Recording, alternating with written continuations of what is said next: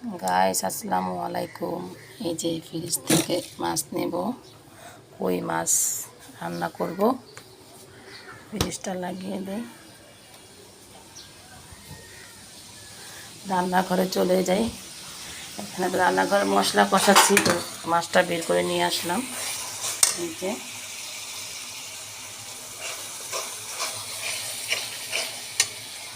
Data আলু দিয়ে কই মাছটা রান্না করব।